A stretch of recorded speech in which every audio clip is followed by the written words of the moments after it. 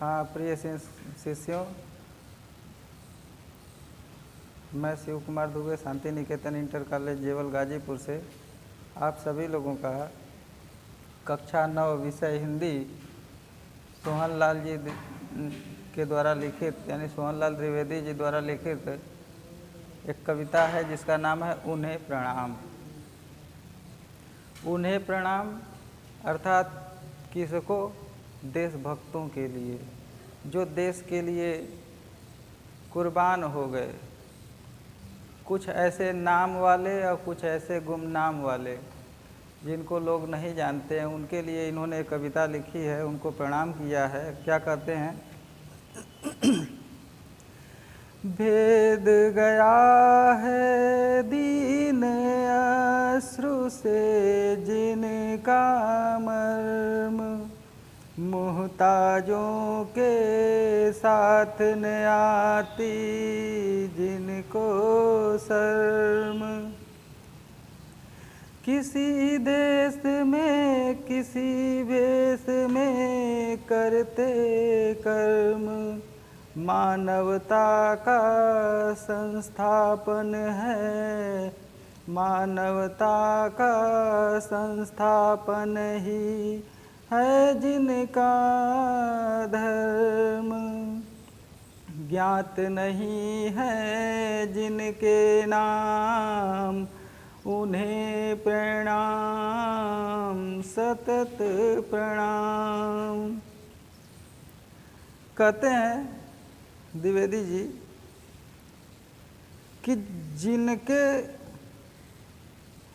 हृदय को दीनहीन लोगों के अश्रु मर्माहत कर दिए, यानी जिन लोगों को दीनहीन के द्वारा आँखों से निकले हुए आंसू उनके हृदय को मर्माहत कर दिए, और मुहताजों के साथ न जिनको आती शर्म, अर्थात जो मुहताज हैं। मुहताज शब्द का ये इस्लाम धर्म में जो है ऐसे शब्द प्रयोग होते हैं उर्दू साहित्य में। इसका सामान्य सा अर्थ है आश्रित होना, यानी जिन पर लोग आश्रित रहते हैं उन व्यक्तियों को, अपने से नीचे अपने आश्रय वाले जिनको आश्रय है उनके प्रति शर्म नहीं आती है, उनके प्रति दुर्व्यवहार करते हैं। और वह किसी भी देश में किसी भी भेष में कर्म करते रहते हैं। मानवता का संस्थापन ही है जिसका धर्म। जिसका धर्म यानी ऐसे लोग जिन्होंने केवल मानवता को स्थापित करने के लिए अपने पूरे जीवन को लगा दिया, और उनका एकमात्र धर्म था मानवता की स्थापना। कहते हैं ऐसे बहुत से लोग हैं जिनका नाम नहीं ज्ञात है, उन्हें मैं सोहन लाल द्विवेदी प्रणाम करता हूँ और निरंतर करता हूँ, सतत प्रणाम। आगे क्या कहते हैं कि कोटि कोटि नंगों भिखमंगों के जो साथ खड़े हुए हैं कंधा जोड़े उन्नत मात, शोषित जन के पीड़ित जन के कर को थाम, बढ़े जा रहे उन्हें जिधे है मुक्ति प्रकाम। बढ़े जा रहे उधर जिधर है मुक्ति प्रकाम, ज्ञात और अज्ञात मात्र ही जिनके नाम। वंदनीय उन सतपुरुषों को सतत प्रणाम सतत प्रणाम। कहते हैं कि कोटि कोटि जन समूह जो वस्त्रहीन है, भिक्षा मांग करके अपने जीविकोपार्जन को चलाता है, उनके जो साथ खड़े रहते हैं और उनके कंधे से कंधा जोड़े और अपने मस्तक को ऊपर उठाए हुए शोषित जनों के जो शोषण के शिकार हैं, ऐसे लोगों के जो पीड़ित लोग हैं, उनके हाथों को थाम करके वह अपने उद्देश्य की पूर्ति के लिए, मानवता की स्थापना करने के लिए आगे बढ़ते जा रहे हैं। और कहाँ जा रहे हैं? जहाँ उनको इस शोषण से, भूखमरी से, भिक्षाटन से और पीड़ा से मुक्ति मिल जाएगी, वैसे स्थान पर, वैसे उद्देश्य की पूर्ति के लिए वे सब आगे बढ़ रहे हैं। और कहते हैं कि ऐसे महापुरुष जिनका नाम कुछ ज्ञात है, कुछ अज्ञात है, ऐसे अज्ञात और ज्ञात महापुरुषों के, सत्पुरुषों के कर्म हमारे लिए वंदनीय है। हम उनकी वंदना करते हैं और उनको प्रणाम करते हैं। आगे कहते हैं कि जिनके गीतों के तानों से मिलती शांति, जिनके तानों के सुनने से जिलती भ्रांति, छा जाती मुखमंडल पर यौवन की कांति, जिनकी टेकों पर टिकने से टिकती क्रांति, मरण मधुर बन जाता है जैसे वरदान, नजरों पर खिल जाती है मादक मुस्कान, नहीं देख सकते जग में अन्याय वितान, प्राण उच्छ्वसित होते होने को बलिदान, जो घावों पर मरहम का कर देते काम, उन सहृदय हृदयों को मेरे कोटि प्रणाम, कोटि प्रणाम।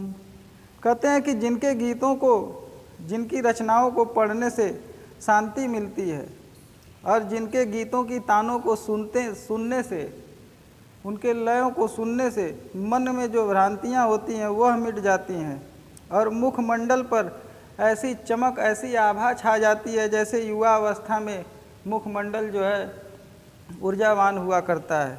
और कहते हैं कि ऐसे ही महापुरुष जिनके सहारे पर पूरे देश की मानवता की संस्थापना का जो क्रांति है, जिस क्रांति ने यह सोचा, यानी जिस लोक समूहों ने यह सोचा कि मानवता या मानव धर्म की स्थापना की जाए, उन लोगों को मानवता की स्थापना करने वाले क्रांतिकारी के रूप में जाना जाता है।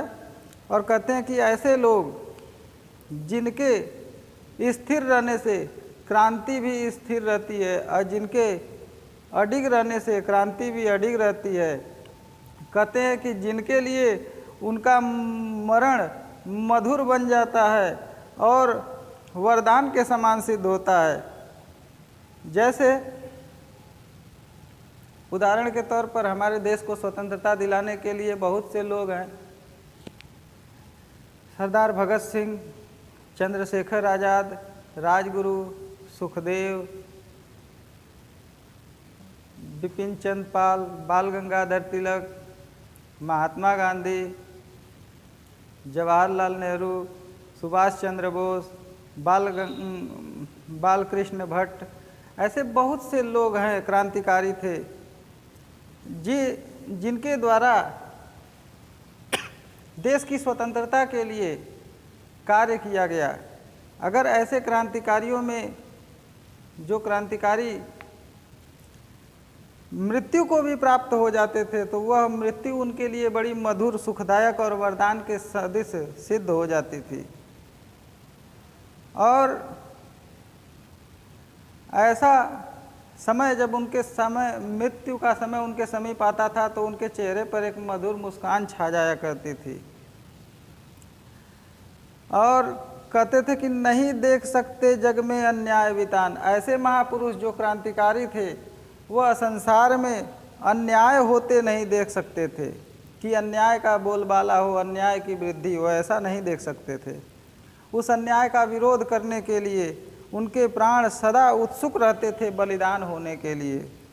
आगे कहते हैं कि जो दीनहीनों के, जो समाज के मनुष्यों को जो लगी हुई चोटों पर, वह चाहे चोट मानसिक हो, शारीरिक हो या किसी भी प्रकार की पीड़ा हो, उस पीड़ा के केंद्र को मर्म स्थान पर मरहम लगाने का काम करते थे। ऐसे सच्चे हृदय वाले लोगों को मेरा कोटि कोटि प्रणाम है, ऐसा सोहनलाल द्विवेदी जी कहते हैं।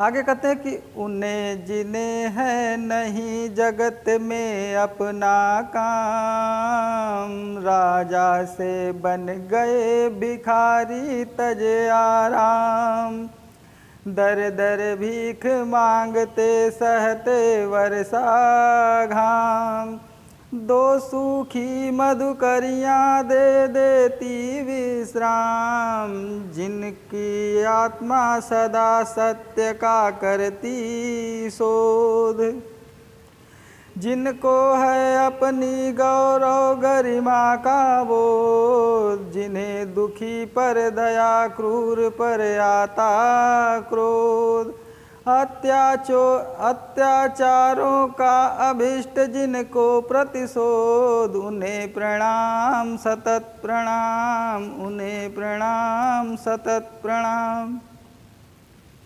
कहते हैं सोहनलाल द्विवेदी जी कि जिनको संसार में और कोई अपने लिए कोई कार्य नहीं था, वो सदैव परोपकार के लिए जीते थे और परोपकार के लिए ही उनकी मृत्यु हो जाया करती थी।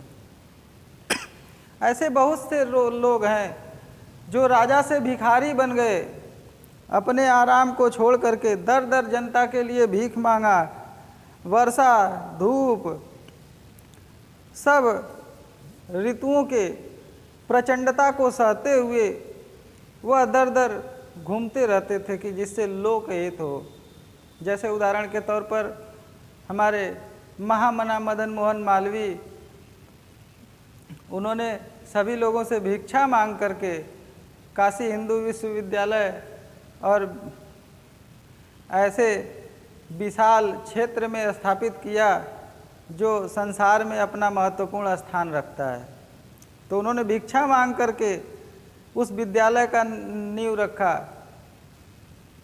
और मिंटो पार्क जो इलाहाबाद में है उसका भी निर्माण महामना मदन मोहन मालवीय ने कराया, केवल भिक्षा मांग करके। उनके पास कुछ था नहीं, लेकिन जनहित में लोगों के लिए उन्होंने जो है भिक्षा मांगा, दर दर घूमे, भटके, जाड़ा में, गर्मी में, बरसात में, एकदम निरंतरता उनकी दृढ़ संकल्पिता की सूचक हो गई और उन्होंने एक मुकाम हासिल किया। आगे वैसे ही लोगों को कहते हैं कि दो सूखी मधुकरियाँ दे दें, यानी सूखी रोटियों के निवाले या मुस्कान लोगों के चेहरे की, वही उनको जो है विश्राम देती थी ऐसे महापुरुषों को। यानी उनके कर्म से अगर कोई दुखी जन मुस्कुरा देता था तो उनको वहीं विश्राम मिलता था। और कहते थे कि जिनकी आत्मा सदैव ही सत्य का खोज किया करती थी, सत्यता को ढूंढा करती थी और जिनको अपने गौरवमय गरिमा का, अपने गौरवमय गरिमा का, अपने गौरव का, अपने मान का, अपने सम्मान का ज्ञान था, जिन्हें दुखी लोगों पर दया आती थी और जो क्रूर व्यक्ति होते थे उन पर उन्हें क्रोध आता था और अत्याचारों का वह विरोध करना, उससे प्रतिशोध लेना उस अत्याचार का, यही उनका अभीष्ट था। ऐसे जो महापुरुष हैं उन्हें मैं निरंतर प्रणाम करता रहता हूँ और मेरा प्रणाम है उन महापुरुषों को। आगे क्या कहते हैं कि जो निर्धन के धन, निर्बल के बल अविराम, उन नेताओं के चरणों में कोटि प्रणाम। कहते हैं जो निर्धनों के धन हैं और निर्बलों के जो बल हैं और निरंतर अविराम चलते रहते हैं, ऐसे निर्धन लोगों के लिए, निर्बल लोगों के लिए, ऐसे नेतृत्व करने वाले नेताओं को मैं सोहनलाल द्विवेदी सत सत प्रणाम करता हूँ, ऐसा सोहनलाल द्विवेदी जी कहते हैं। इसी के साथ उन्हें प्रणाम नामक कविता का प्रथम भाग समाप्त होता है और इस कविता का दूसरा भाग अगले वीडियो में लेकर के उपस्थित होऊंगा। तब तक के लिए धन्यवाद, नमस्कार।